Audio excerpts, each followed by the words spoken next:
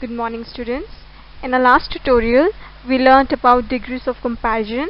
Now we will learn about the difference between sum and any. So the difference between sum and any is subtle but important. What do you mean by subtle? Subtle means very less or very thin. But there is a difference between sum and any. So if I ask you what is the difference between sum and any, most of you will be confused, just like this boy in this picture. But after this lesson, you should not be confused between sum and any. Children, look at this picture. You can see a plus mark and a question mark below sum, and you can see a negative mark and a question mark below any. What do you mean by this? Look at the explanation given below. We use sum in positive statements and questions. We use any in negative statements and questions. For example, we need some tomatoes. This is a positive statement with a plural noun, tomatoes. And in any, we don't need any tomatoes. This is a negative sentence. Do we need any tomatoes? This is again a negative question, and both of them have plural noun. So I think with this it is clear that when you have to use sum and when you have to use any. In this slide we have more examples of application of sum and any in a sentence. We bought some flowers. I need somebody to fix my car. I want something to eat. If you see any, do you have any wine? Is there anyone who can help me? I don't have anything to eat. Again, there is a difference of positive and negative sentence. Do we have any milk? I don't know if there is any milk. So when there is uncertainty, we use any.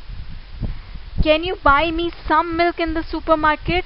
I have seen there is milk in the supermarket, so I am certain that there is milk in the supermarket, so I will use some instead of any. So one thing more is there, that if there is certainty that yes, that thing is there, I will use some, and if I don't know, I have no certainty about it, I will use any. Children, if the teacher will ask you what is the difference between much and many, I think all of you will say they're the same. But no kids, it's not the same. Let us learn about the difference between much and many. So now, much is used with uncountable nouns. For example, I don't have much time. He doesn't need much money. Does it use much electricity? If you see time, money and electricity, they all are uncountable nouns.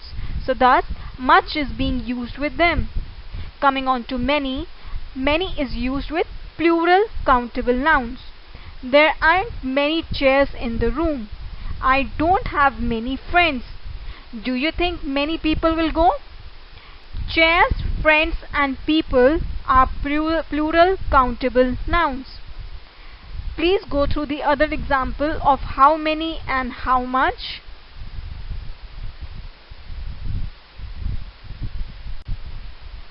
Children, let's learn the meaning of some more confusing words. The next is little, a little and the little. Little is used in negative sentence meaning not much or hardly any. Example, he has little appreciation for good poetry. He hardly appreciates good poetry. So it is a negative sentence. There is little hope for his recovery. Little means hardly any or not much. He does not have much hope for recovery. It is in a negative sense, it is in a not much sense, or it is in a hardly any sense too. A little. A little is used in a positive sense, meaning some but not much. Example, A little knowledge is a dangerous thing. Some knowledge but not much is a dangerous thing. There is a little hope for his recovery. He has some hope for his recovery but not much. All of them are in a positive sense, meaning some but not much. The little. The little is used to mean an amount which is not much but all there is. Example: the little information he had about the company helped him in the interview. The information he had about the company was not much, but it helped him in the interview. Another example is: the little money he had could sustain him through the winter.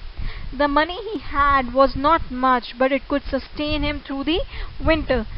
So this has a sense that an amount which was not much, but all what he had was that much. I hope this is clear. Next we have is few, a few and the few. Few is used in a negative sense, meaning not many or hardly any. Example: few people have the courage to tell the truth. Not many people have the courage to tell the truth. This has the sense of not many. Few towns in India have public libraries. Hardly any town in India has a public library. So both of these sentences is giving the meaning of not many or hardly any. That is a negative sense. Coming on to a few, used in positive sense, meaning some as opposed to none. Like you have something better than nothing. Example: a few kind words will make him feel better. Some kind words, not many, will make him feel better. A few Parsis write Gujarati correctly.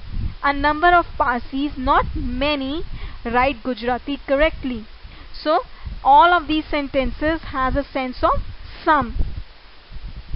Now the next is the few, used to refer to a number which is not many but all there is.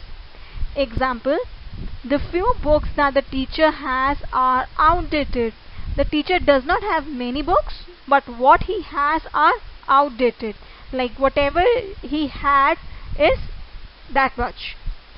The few remarks that he made were very taunting. He did not make many remarks, but the ones he made were very taunting. Children, we might all have siblings, and we quite often say that he is my elder brother, she is my elder sister, but do we really know the difference between the meaning of older and elder, oldest and eldest? Let's get to know about them. Older, elder, oldest and eldest. Older and oldest. If you have seen the last tutorial, you know that older is the comparative form and oldest is the superlative form. This comparative and superlative forms refers to the age or a person or a thing in general. So older and oldest is used to denote age, person, thing in general. For example, Colchester is supposed to be the oldest town in Britain. Peter is a bit older than John, but my sister Sue is the oldest. Coming on to elder and eldest, again these comparative and superlative forms of adjectives and nouns refer to the age of people in the same family. The difference between older, oldest and elder, eldest is that older, oldest can be used for age, person or thing, but elder and eldest can only be used for the age of people in the same family. Example: Maureen's elder sister is a doctor in a London hospital. My elder sister will arrive today. I know they are siblings, but who is the eldest? Right? In this way, I am only talking about a family. I am talking about the sibling of the same family. But when I come about the older and oldest, I can relate the age of a person to any other person irrespective of being a family or No. Next we have is using later, latter, latest and last. Later and latest indicates time. Now I am talking about the wrong example, that is, he asked me to call later. That's wrong. He asked me to call later. Later denotes time. This is the last movie available at store. That is wrong. This is the latest movie available at store. That is the right way of saying. Latter and last indicates position. Example, the later part of this book is very interesting. That's completely wrong. The latter part of this book is very interesting. Latter means second half. He was latest in the queue. That's wrong. He was last in the queue. Last and latter is telling me about the positions, and later and latest tells me about the time. Here you can see the example. I think I'll cook dinner later. Later is telling me that time of cooking the dinner will be after some time. And latter, I love the latter part of the movie, which means that I like the second part of the movie more. Next we have is the difference between nearest and next. Nearest is superlative form of near. And what is the comparative form? Nearer. Okay, so nearest denotes distance.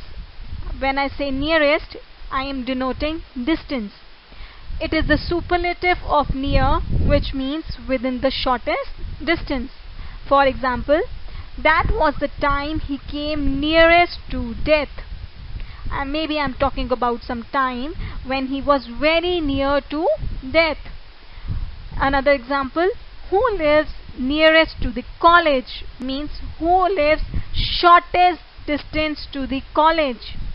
And if you see the example in the picture, Mercury is nearest to the Sun. I'm telling you about the shortest distance between two planets, that is Sun and Mercury, because Mercury is the first planet and it is the nearest to the Sun. The another one is next. Next denotes position and means immediately following in time or order. When I'm telling you about next, I'm talking about time or order, sequence. In the picture you can see the sequence of the planets.